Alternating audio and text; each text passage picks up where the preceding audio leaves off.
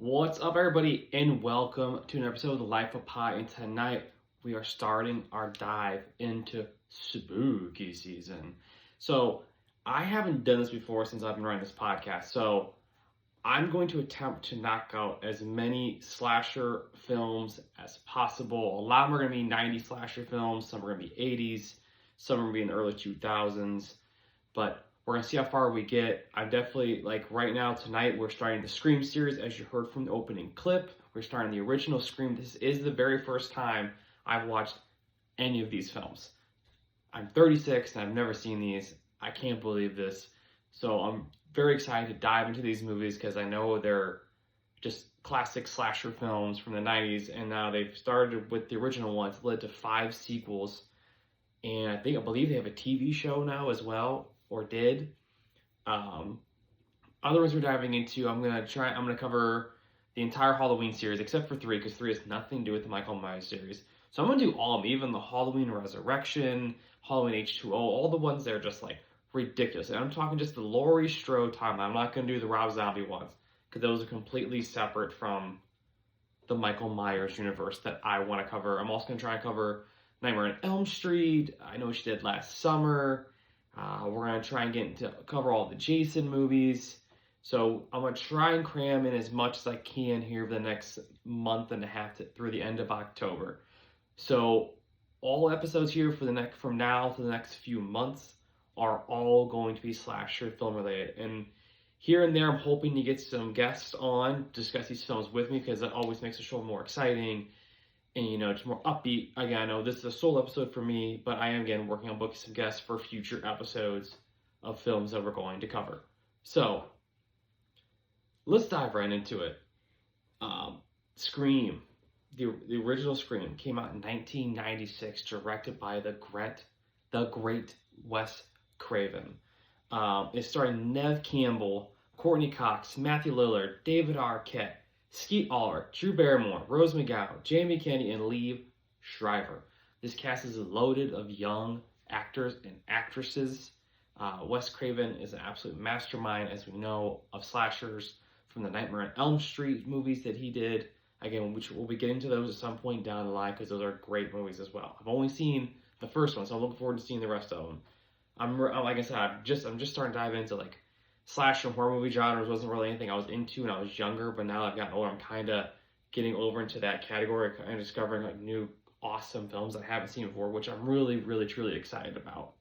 So, as we know, this movie starts with the very famous, what's your favorite scary movie line for Drew Barrymore getting a call from Ghostface. But the one that everyone really knows, that the movie is known for, is the "Hello, Sydney." And as you heard from that clip, that's the original call. I only played a short clip of it, so nobody can drink it with copyright or anything like that. And this is this is blew Neve Campbell up. Again, she was in the next, 4. I don't think she's in the 6th one from what I read up. She wanted, I guess there was a money problem involved or something. I don't know. Hollywood, whatever. So she's in it. Drew Barrymore's death scene's in it. It was also spoofed in the original Scary Movie, made fun of the whole Ghostface characters in if you guys have seen the Scary Movie series, Ghostface is in the first one as a stoner, killing people by accident, and some not by accident. Of course, the person who plays Drew Barrymore in the Scary Movie is Carmen Electra, which I think is hilarious. If you haven't seen that film, go see it. It's a great little, and they make fun. I forget the technical word for it, but they do a great job of making fun of a bunch of the slasher teenage films, stuff like that. Definitely go check it out if you haven't seen it. Where to start? You're introduced to Sydney and Dewey, David Arquette's character. They are both in this for basically, I think it looks like the entire series from the movie posters that I've seen. Again, you have the famous scene. It takes place in the made-up town of Woodsboro, California. And honestly, the whole thing revolves around obviously Sid Bartlett, and her character's mother was murdered, and she fingered Cotton I forgot to write the character's name down, played by Lee Shriver's character named Cotton, and she frames him for murder, even though she's not, Sidney Prescott, sorry, not Sidney Bartlett, Sidney Prescott. And she frames Cotton for the murder, even though he claims he didn't do it. So he's been in prison for almost a year at this point. And then all of a sudden the killer comes out of the woodwork and comes after Sidney. And the first encounter with Sidney is actually pretty awesome. Of course, you know, all the chase scenes and and everything. She's chased through the house, and of course, she thinks that her boyfriend Billy, played by Skeet Ulrich, is trying to kill her. So of course, she accuses him of murder because they find a cell phone drops out of his pocket after the killer runs to the house trying to kill her in her house. The dad's out of town, so he's not there to protect her, so she's home alone. Typical horror slasher movie trope, which they make fun of throughout this entire film series, which I love, the horror movie tropes. And I personally love they make fun of these movie tropes about, like, girl home alone, defenseless, always runs upstairs, all of her friends get killed. She runs upstairs instead of out the front door. People don't turn around when they should be turning around. The killer always comes back from the dead. Just all the typical slash movie tropes. I love that they make fun of in this movie, especially by Jamie Kennedy's character, played by Rodney. He works at the movie store. He's like in love with Sydney, we find out. And basically he's part of the little clique with with Billy and Rodney, but like everybody just named all the characters. They're all in this little clique. And basically they're all trying to figure out, like, why is like this killer coming after Sydney all of a sudden? And then somehow she finds out it's about her mother's killer, and that like she thinks Billy did it, and there's a whole Billy didn't do it, and then all of a sudden she thinks maybe he did, and they're at school, and it's super awkward because everyone thinks that Billy's a murderer. So of course, going back to high school, everybody's accused you of a murder. It's kind of awkward and weird. And then of course we have Henry Winkler as the school president, the principal. Henry freaking Winkler, the Fonz, is in this film. I think that is an amazing choice, an awesome choice. Of course, you have kids running around the high school, chasing each other with fake butcher knives and the ghost face costumes. And of course, in like the scene where he like comes out with like scissors and he goes, "I should like gut you like pigs," and stuff like that, and he's gonna expel these kids for all the stuff that they did. And of course, he ends up not expelling them. And then of course, you know, Sydney keeps getting these phone calls and hanging up, and like the whole like movie trivia thing that he does with these phone calls with the Drew Barrymore character and Sydney's character about how they're gonna like kill these people if you can't answer these questions. And of course, you have the introduction of Gale Weathers' character, which is played by the amazing Courtney Cox, who you guys will all know from crap load of films I won't even list, but especially from her mainstay in Friends. Everyone knows her from the 10 years she had on Friends.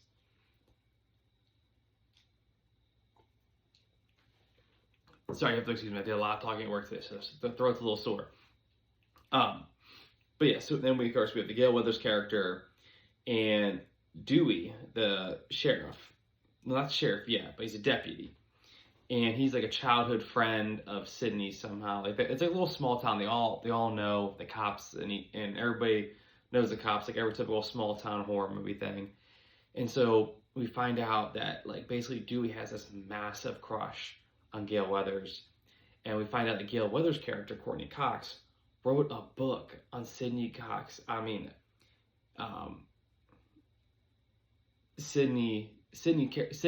mom's murder. Sorry, been a long day. Sydney's mom's murder. And we find out about that, and then like Sydney like decks her after she tries to get an interview with Sydney after she's been attacked and she was at school. First of all, why after this girl's been like two kids are murdered, okay? Brutally murdered. Like strung up in a tree, their intestines hanging out, like brutal, just two brutal murders at a house. And then you go back and another student's attacked like a day later, or whatever it was, day or two later.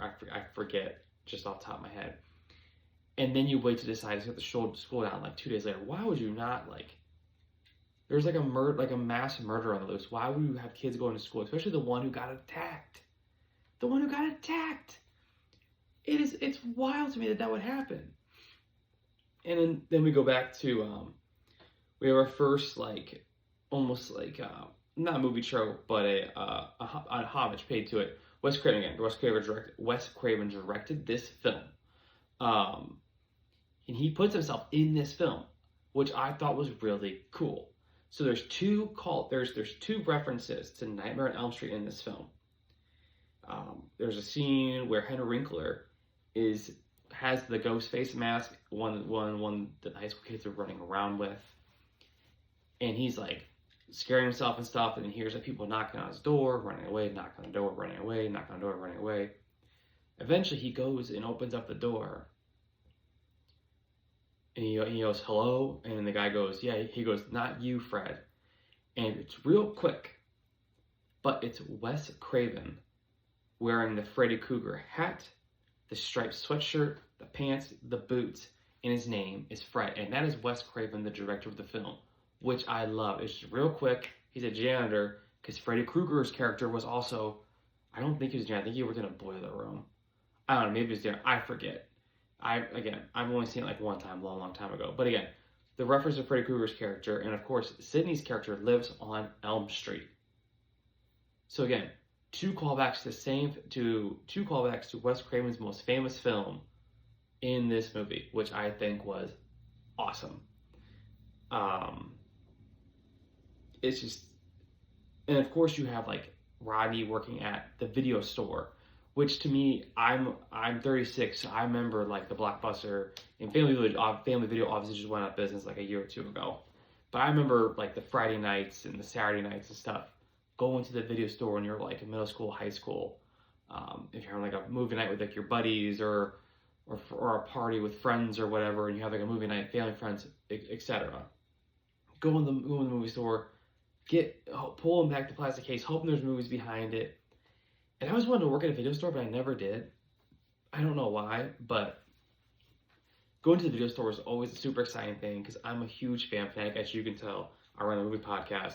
My entire, basically my new studio here is basically just my living room, which I'm turning into a home theater. So this space back here will be filled at some point. For those of you who are listening online, I have a wall art, a bunch of movie posters, and I have a hole there that I haven't put up movie posters yet. I'm waiting for it to come in through Amazon. So that hole will be filled here hopefully in the next week or two. But again, I'm a huge movie guy, as you guys can tell. So seeing movie stores in films, even in the 90s, it just brings back the nostalgia of those nights. Getting the candy, getting your favorite films, getting pizza, and just like hang out with your friends, and it was awesome. But yeah, those were fun nights. Anyways, so this is the scene where we find out that Ronnie's like in love with Sidney, and of course he accuses Billy of being the murderer in the video store with Maggie Lillard's character, and of course Billy's character Skeet Ulrich's character Billy, hears him and goes, "Hi, no, you're not the killer." He goes, "Well, I couldn't be." And he explains, like Jamie Kennedy breaks down all the movie tropes, like you never split up, you never go upstairs, the main character never dies, and they're like all these just like these movie tropes from like prequels and sequels and everything, and like it's just funny because they basically followed this script in this film, which I think is hilarious and also very smart. And of course, and it also, like when the curfew gets put into place after they put in a curfew and they shut down the high school, put a curfew in because everybody's getting killed. This is the second reference. It's a second movie reference, action movie reference said out loud in this film. So the first one, well, I guess it's technically the second one anyway. So you have The Nightmare on Elm Street with Freddy Krueger, Wes Craven dressed up as Freddy Krueger. And then Sidney mentions, he goes, "Hey, this place looks like the town that dreaded sundown." So, you guys who aren't familiar with this film, it's about an actual serial killer that was never found in Texarkana. I think it was back in the 50s or 60s. He killed like 6 or 7 people, like brutally, and like injured quite a few other ones, almost killed them. And then the person just like disappeared. Never found this person.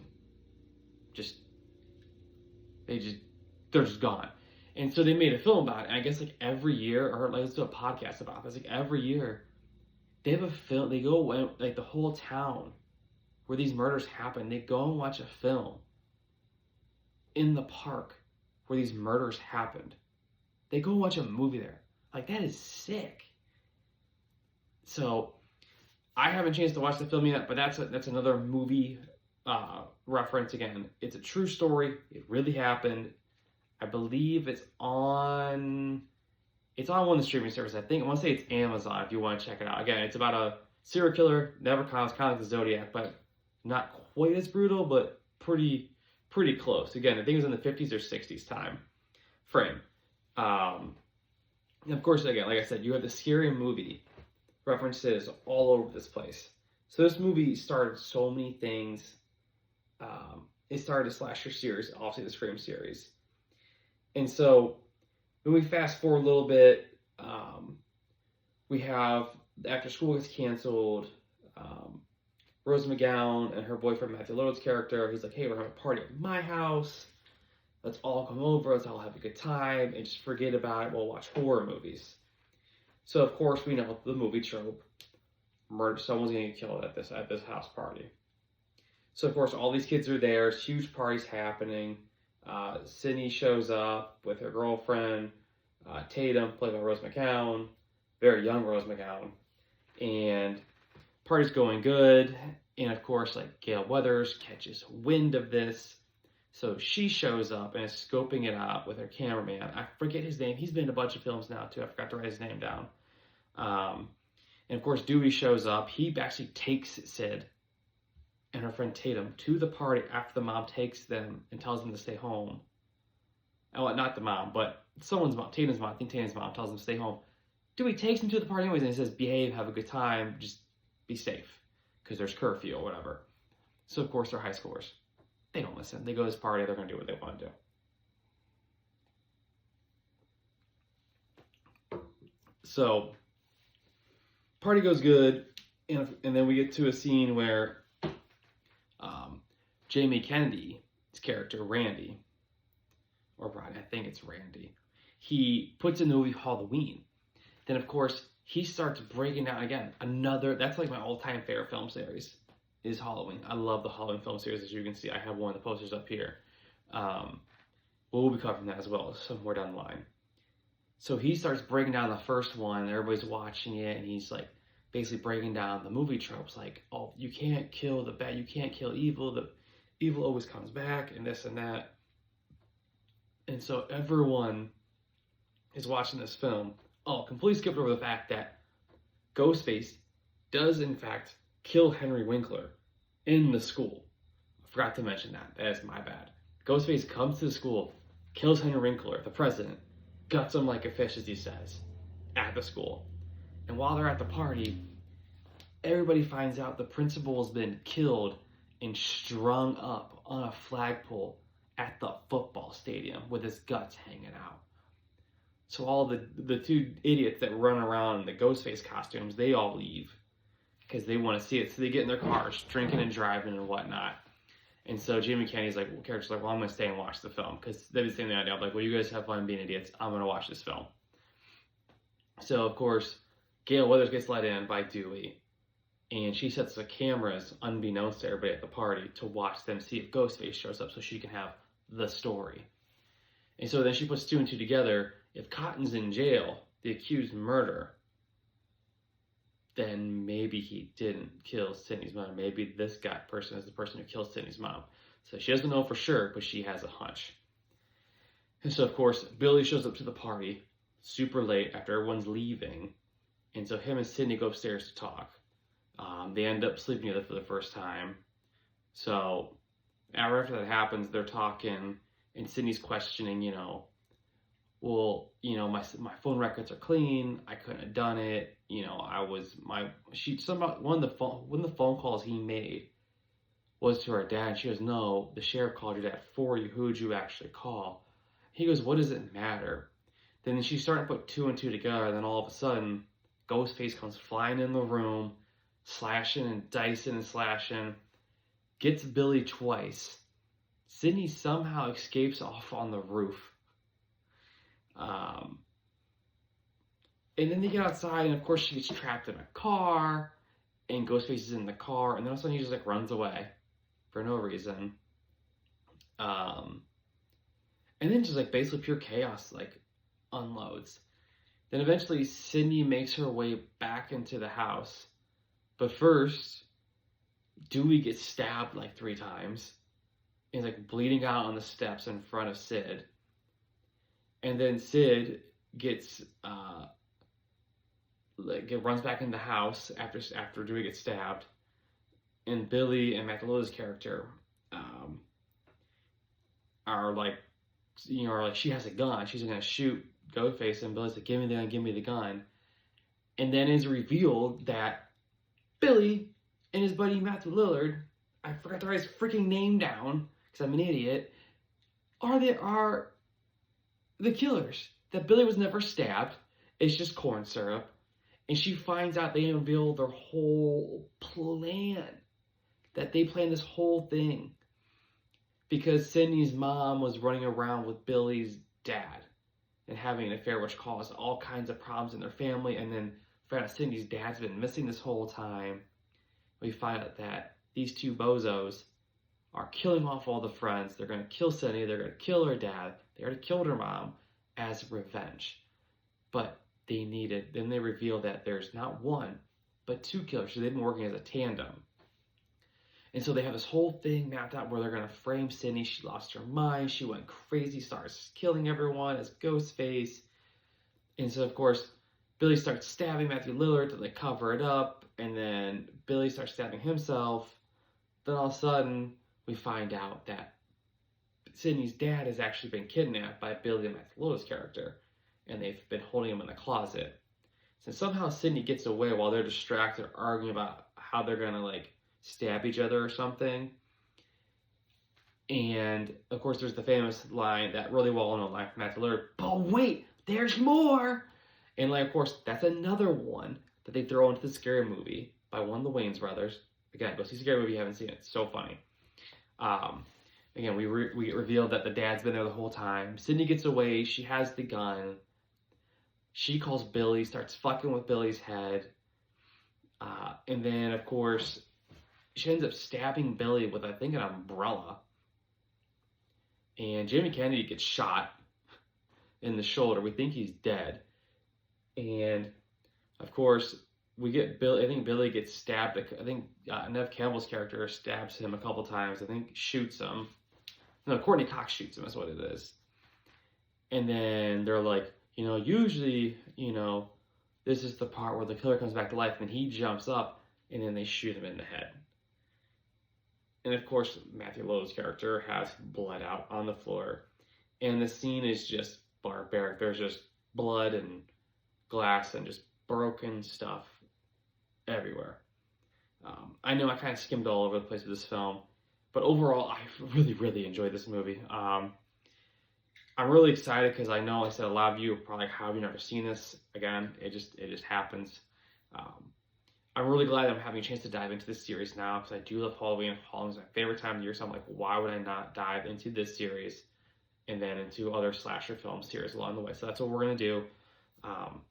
Overall, I'm gonna give a rating for it. Overall, I'm gonna give this like an 8.5 out of 10. I think it's a great 90s slasher film. I hear they keep getting better, honestly, is what I hear. Like the next couple get better and better. So I'm excited to dive into those as well. Again, I'm going to work on some guests for you guys, get them on here, keep the show up and popping and making it fun and whatnot.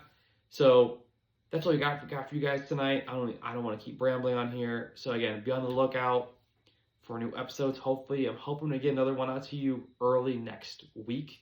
I'm going to try and pump out 1 or 2 a week if I have time. It's just between work and the social calendar, I'm going to do what I can to get as many episodes in per week. I'm going to try and do 2 per week. So be on the lookout again. I'm going to be looking for booking guests. If you're watching this, you want to be a guest, please reach out to me down below in the YouTube video. Leave a comment. Be sure to like and subscribe to the YouTube channel. Helps me, helps the show. And let's do this on Spotify. please 5 stars, leave a comment on the poll, 5 stars, comments, whatever. Give a review, good or bad, doesn't matter. But please, 5 stars helps me with the show, helps the show get recognized more. And yeah, that's all I got for you guys tonight. And as always, I hope you've enjoyed your slice of pie.